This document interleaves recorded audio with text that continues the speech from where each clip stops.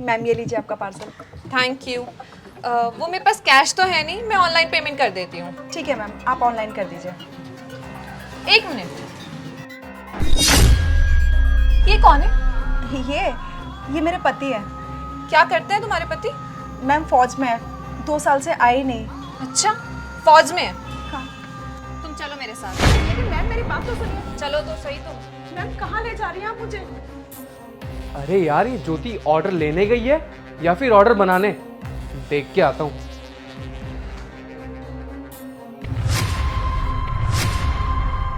योगेश तुम यहाँ? यही है ना तुम्हारा पति जो फौज में था और पिछले 2 साल से घर नहीं आया? इशिका, तुम यहाँ क्या कर रही हो? ये सवाल तो मुझे पूछना चाहिए योगेश। 2 साल से मैं तुम्हारा पागलों की तरह तुम्हारे ही घर में इंतजार कर रही हूँ और तुम इसी शहर में किसी और लड़की के साथ हो। क्यों धोखा दिया तुमने मुझे? अरे इससे क्या पूछ रही हो? मैं बताती हूँ ना कि ये क्या कर रहा है यहाँ पे। ये मेरा बॉयफ्रेंड है और तुम्हें इस बात का थोड़ी पता होगा। बॉयफ्रेंड? योगेश ये क्या बकवास किए जा रही है? तुम कुछ बोलते क्यों नहीं? कब तक चुप रहोगे? इसे बताओ कि हम हस्बैंड वाइफ हैं। मैडम, हाँ भूल जाइए पुराने जमाने की बात। और ये क्या ही बोलेगा, बोलने लायक रहा कहाँ है। और मेरे बॉयफ्रेंड के साथ साथ ये मेरे साथ पिछले 2 साल से रिलेशनशिप में रह रहा है, लिव इन रिलेशनशिप। योगेश तुम आज भी चुप रहोगे? मैं 2 साल से चुप रह के सबकी बातें सुन रही थी कि मेरा पति आज आएगा, कल आएगा। मेरा पति बॉर्डर पे है, लेकिन तुम यहाँ दूसरी औरत के साथ रंग रलियां मना रहे हो। कम से कम आज तो कुछ बोल दो। मैंने यहाँ तक तुम्हारे बर्थडे पे भी रो रो के तुम्हारा इंतजार किया, तुम्हारा एक फोन तक नहीं आया मेरे पास, और तुम यहाँ हो इसके साथ। योगेश तुम्हें शर्म नहीं आई? शादीशुदा होने के बावजूद तुम किसी और लड़की को डेट कर रहे हो, उसके इमोशन के साथ खेल रहे हो। अरे बोलो ना, बोलते क्यों नहीं हो? साफ सुन गया क्या तुम्हें? हाँ, मैं कर रहा था तुम्हें डेट और मैंने दिया तुम्हें धोखा।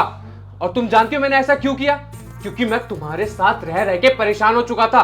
बे यार, मैं ना अपनी पत्नी से बहुत परेशान हो चुका हूँ। एक तो मेरी इतनी कम सैलरी और ऊपर से उसके उतने सारे खर्चे, और उससे ना परेशान हो चुका हूँ मैं झूठा प्यार का नाटक कर करके। बहुत इरिटेटिंग है यार मेरी पत्नी। एक तो पुराने ख्यालों की, बिल्कुल उसका साथ रहने का मेरा मन ही नहीं करता। लेकिन उसके बावजूद आजकल मुझ पे भगवान बहुत मेहरबान है। मुझे ना एक लड़की मिली है, उसके पास बहुत सारा पैसा है, इतना बड़ा घर, इतनी सारी गाड़ियाँ। बस एक बार वो लड़की मुझसे सेट हो जाए, मैं उससे डेट करूंगा और उसके साथ लिव इन में रहूंगा। यार भाभी को पता चल गया तो यार? हैं? भाभी को पता चल गया? अबे उसे बताएगा कौन? मैं उसे ये बताऊंगा कि मैंने आर्मी का पेपर दे रखा है और मेरी प्लेसमेंट सीधा कश्मीर में हुई है और मैं अपने घर से 2 साल के लिए बाहर और उसके साथ लिव इन में रहूंगा। फिर देखियो अपने लाइफ की सारी मौज मस्ती, सारे ऐशो आराम मैं अपनी नई गर्लफ्रेंड के साथ ही करूंगा। यार तो ये सही नहीं कर रहा है। भाभी को अगर पता चल गया ना? अबे यार, तू मेरा दोस्त है ना, तो दोस्त बन के रह, ज्यादा ज्ञान देने की जरूरत नहीं है। चल यार, मुझे भूख लग रही है, कुछ खा के आते। मैं 15,000 महीने का कमाता था और तुम्हारे महीने का खर्चा ही 20,000 रुपए था। मैं अपनी जिंदगी की सारी अय्याशियां भूल गया था, मैं लाइफ जीना भूल गया था। मेरी लाइफ से मौज मस्ती ऐसे गायब हुई जैसे पता नहीं क्या।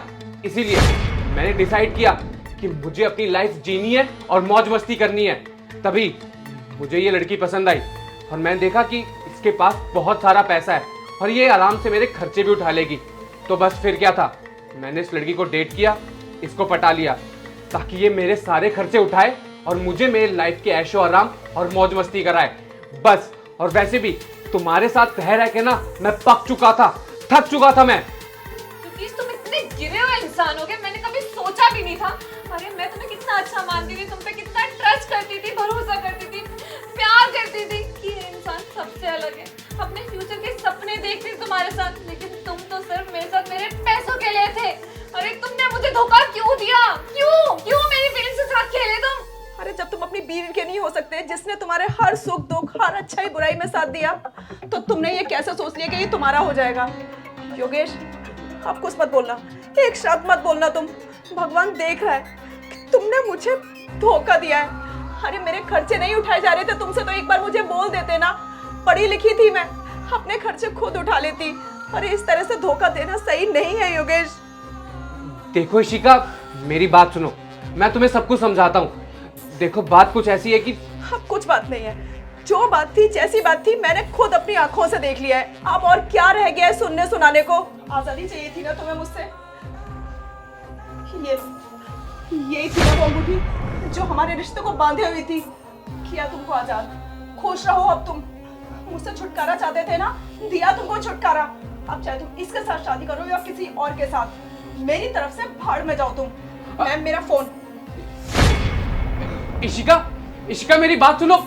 इशिका, शर्म आनी चाहिए योगेश, तुम्हें शर्म आनी चाहिए। कितने घटिया और नीच पिस के इंसान हो तुम।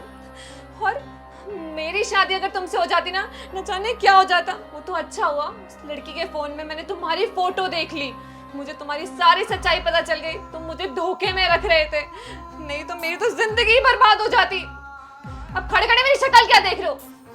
सोचना भी मत कि मैं तुम्हें इस घर में जगह दूंगी। तुम ना मेरी जिंदगी से दफा हो जाओ, दूर चले जाओ मेरी नजरों से। फटाफट से अपना बोरिया बिस्तर पैक करो और निकलो यहाँ से। अरे बेबी ये क्या बोल रही हो तुम? बस बेबी बेबी मत बोलो मुझे, कोई बेबी नहीं हूं मैं तुम्हारी। निकलो यहाँ से, एक नंबर के दोगले इंसान हो तुम।